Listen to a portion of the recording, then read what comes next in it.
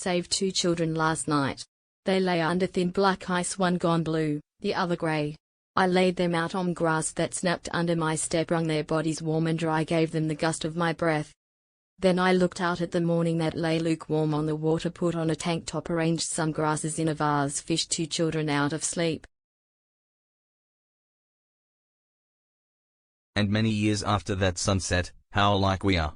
I walked the dusty corridors and you walked the corridors with your cutting books. In the same suits, at the same desks, in the same shops, we buy the same chocolate, we shop at the same stores. At parties, we turn down the same song. I find your name in the phone book as you arrive at parties. What memory of me will stick?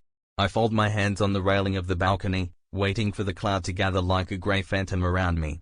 And I find you in the tiny vacancies like a map, as we drift toward the grey.